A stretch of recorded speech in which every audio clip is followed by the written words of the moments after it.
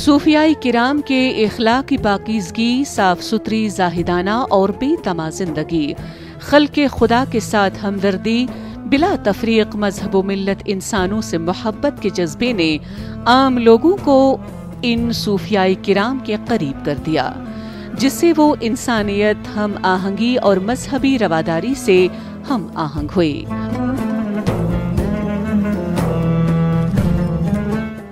اتر پردیش کے ضلع فیض آباد میں واقع حضرت سید بڑی بوا صاحبہ کی درگاہ ہندوستان میں انسانیت کے بہتے دریا میں ایک چشمے کی مانند ہے۔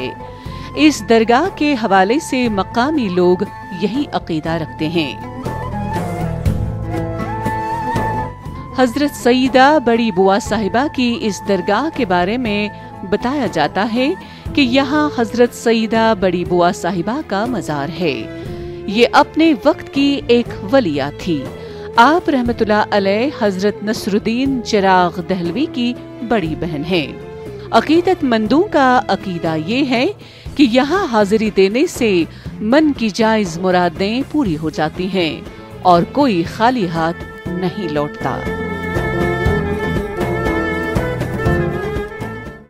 جی، یہ درگاہ حضرت بڑی صاحبہ رحمۃ اللہ علیہ فیض آباد کے سرزمین پہ ہے، ایودھیا کے سرزمین پہ، اور یہاں پہ ہر مذہب کے لوگ، ہندو مسلمان طرح طرح کے لوگ آتے ہیں، جو جس کے دل میں جو منت مرادیں ہوتی ہیں یہاں پہ پوری ہوتی ہیں، جس کے دل میں جو بھی ہے۔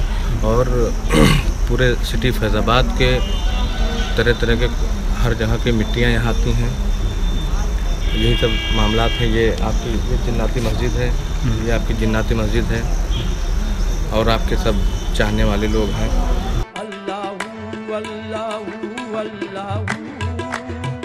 ہر سال 15 صفر کو حضرت سیدہ بڑی بوا صاحبہ رحمت اللہ علیہ کا سالانہ عرس عقیدت و احترام کے ساتھ منایا جاتا ہے۔ کہا جاتا ہے کہ انسانیت کی معراج اس خدائے بزرگ و برتر کی رسائی ہے جو اس کائنات کا خالق اور اسے درجے کمال تک پہنچانے والا ہے۔ انسانیت کو اپنی معرفت سے آشنا کروانے کے لیے اللہ تبارک تعالیٰ نے انبیاء کا سلسلہ جاری کیا جو خاتم النبیین صلی اللہ علیہ وسلم پر ختم ہوا۔ پیغام الہی کو اگلے دور کے لوگوں میں منتقل کرنے کے لیے جماعت صحابہ، اولیاء اللہ، صدیقین اور صوفیاء کرام کا کردار نمایاں ہے، جنہوں نے اسلام کے عادلانہ سیاسی اور معاشی نظام کو ظلم کے خلاف پوری دنیا میں روشناس کروایا۔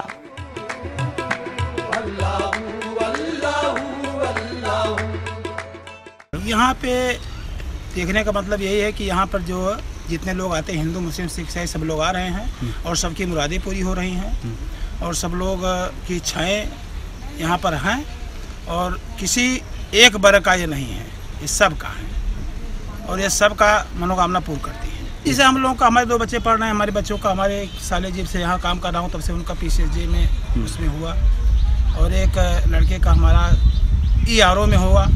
یہی ابھی 1 مہینے کے اندر کی یہ بات ہے، اور بار بار ہو ہی رہا ہے۔ ابھی بچوں کا ایگزام ہو رہا ہے، سب لوگوں کا فائدہ ہو رہا ہے۔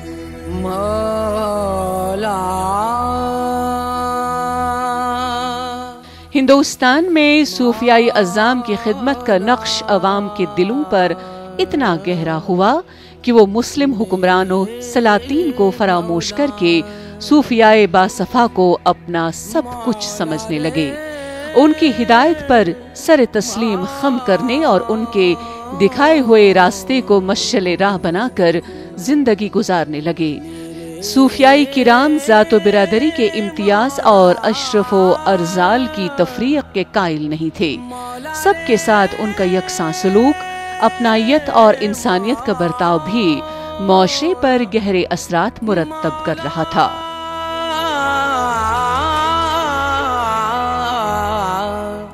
ملک کے ساتھ ساتھ دنیا بھر میں امن کا پیغام پہنچانے کے لیے ضروری ہے ہم بھی اس امن کو مکمل طور پر اختیار کریں۔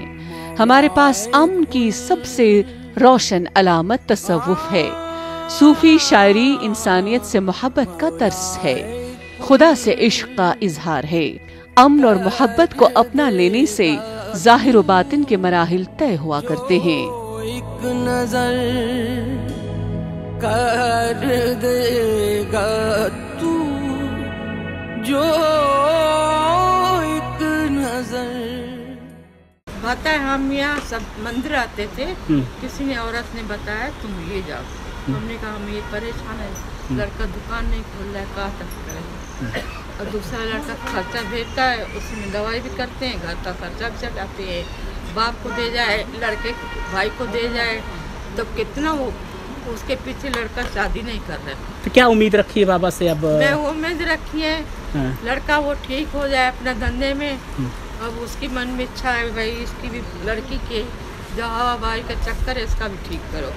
اے میرے خدا تو سمجھ مجھے غیر نہ تو سمجھ۔ ہندوستان ایسا ملک ہے جہاں مختلف رنگ و نسل کی بے شمار قومیں آباد ہیں۔ سینکڑوں برس سے یہاں مختلف مذاہب کے ماننے والے شیر و شکر ہو کر زندگی گزار رہے ہیں۔ ہندوستان کے کونے کونے میں بھائی چارہ، ہم آہنگی، مذہبی رواداری اور اخوت و ہمدردی کے بہتے چشمے انسانیت کو سیراب کر رہے ہیں۔ لہٰذا یہاں فرقہ پرستوں کے لیے کوئی جگہ نہیں ہے، کیونکہ اس ملک کے دستور نے جہاں مذہبی آزادی کے ساتھ جینے کا حق دیا ہے، وہیں صوفی بزرگان دین کی عطا کی ہوئی اسلامی تعلیمات نے دلوں کے گھپ اندھیرے مٹا کر ان میں محبتوں کے چراغوں کو روشن کیا، جو آج بھی فروزاں ہے اور ہمیشہ فروزاں رہے گا۔